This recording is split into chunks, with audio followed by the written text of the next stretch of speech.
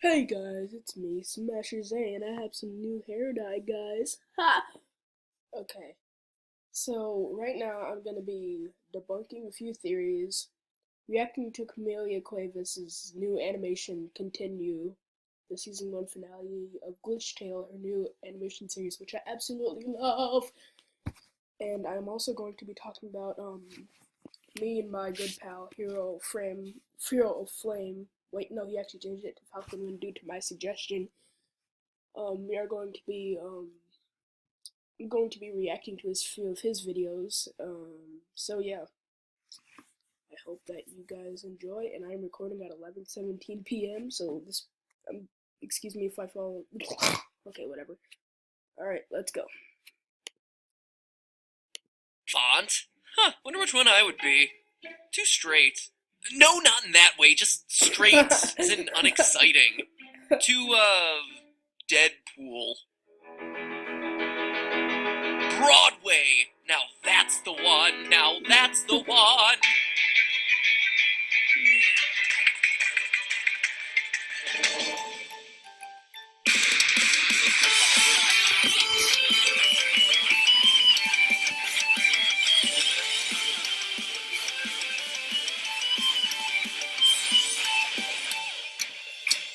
Hello, Internet!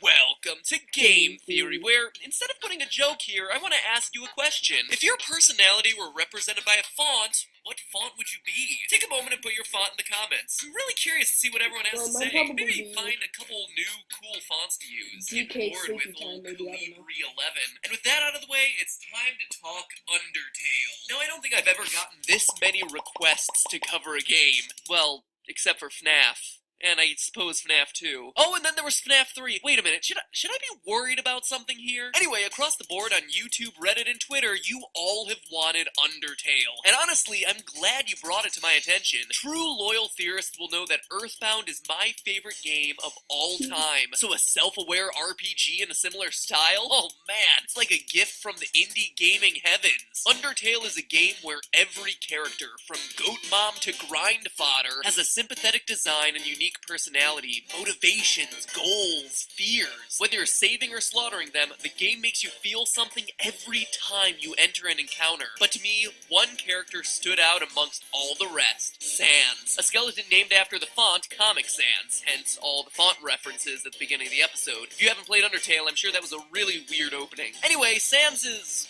well, there's a lot of mystery around this guy, and before we get into it, let me put up a very special spoiler warning. Undertale is a game best experienced blind, so if you haven't played it, pause the video and come back after you've finished. I promise you won't regret it. Alright, so everyone out of the pool and ready for the adult swim? Good, because I'm feeling pretty determined to get to the bottom of Sans' mystery. So just to recap for those of you who haven't played the game and ignored the spoiler warning, or just need a refresher, Sans is one of the two skeletal brothers who appear in the game. His partner is Papyrus, a loud, goofy trap lover also named after a font. But in the world of Undertale, their origins are a big question mark. All that we really know is what's given to us by a shopkeeper in Snowden, who explains that Sans and Papyrus, quote, just showed up one day and asserted themselves. Weird, right? What's more is that, while Papyrus is just kinda the goofy sidekick, Sans is much more complex. Sure, he likes fart jokes, but he's also incredibly powerful and deadly serious. Not only is his boss battle the hardest in the game, he's one of the only characters to have knowledge and power over space and time. He often takes shortcuts around the world through ridiculous routes, even walking through walls. He also acknowledges that he's only one of infinite versions of himself, making self-aware commentary of the various timelines that you've played through in the game. He can even count the number of times he's killed you. He acts like an arbiter in this world, passing out judgment on the player's actions in the game, even explaining the secrets of EXP and love, or execution points and levels of violence, just to clarify. In short, he just doesn't quite fit in with the rest of the world of monsters. But then, what? Or who is he? Well, the idea that he doesn't belong in Underworld seems to be correct. The evidence seems to point to the fact that he was, in fact, formerly a surface dweller. In the true pacifist ending of the game, as the group looks out onto the horizon, Papyrus asks Sans about the giant ball in the sky. Sans says, quote, we call that the sun. This is important because A, the usage of the word we and knowledge of the sun shows that Sans has a kinship or knowledge with other humans, and B, that despite he and Papyrus both being skeletons, are supposedly Wait, I'm just gonna pause brothers, the and video. But that fact could have been from Baby Sans' existence during the time of Asriel and Kara, so we could have known that by Kara telling him. Like, think about that, Matt Tat. apparently appeared in Underworld at the same time, they clearly have two very different histories. Why would Papyrus not know the name of the sun, but Sans would? We get further clues as to Sans' origin as we hear him say multiple times that he wants to go home, or go back. He says as much during his dinner date scene at the Metaton Hotel. He notices that the player must want to go home and says, quote, I know the feeling. He then continues, maybe sometimes it's better to take what's given to you, as though he ended up in Underworld by accident. And in a genocide run during his boss fight, he says, quote, look, I gave up trying to go back a long time ago.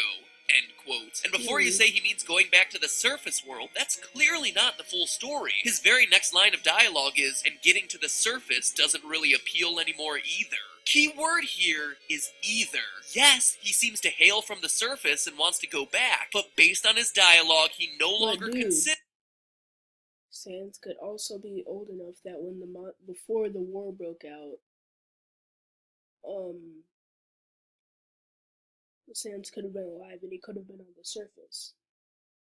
So, before you start talking, dude, you need to It his home. It's as though the surface world he once knew is gone, as though he's from a different time. It's pretty intriguing. So we're left with a being that appeared out of nowhere, presumably from the human surface, but from a different time period, who seemingly has the power to teleport. That's a lot of questions and not a lot of answers. Enough that I can do for this, because my recording time is almost up, so I'm gonna react to some of my friends' videos.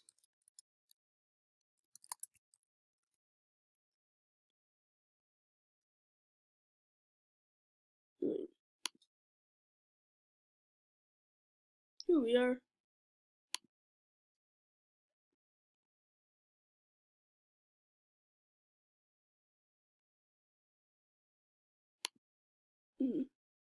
Hey guys, it's your Flame135 here, and for this video I'm just gonna tell you guys a bit about myself. I'm a nice kid. Actually, how about we don't do that one? I'm gonna see. Let's see. He had one where he was talking about me. Here we are.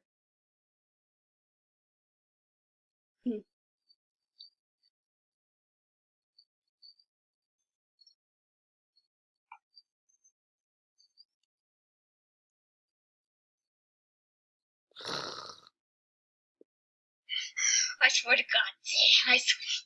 You know I'm recording right now, right? Yep, check out Smasher Zay. Yes, you would say he's Zay Channel. What, do you have a magical portal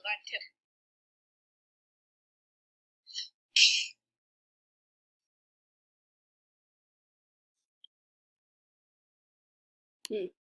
That was kind of not to say that you're hey not. Guys, it's your Flame135. Nope, not doing that.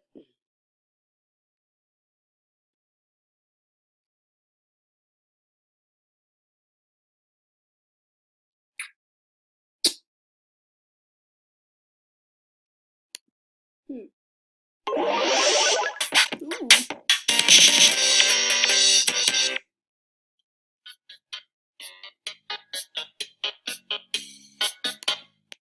Actually, you know what? How about we don't? And then...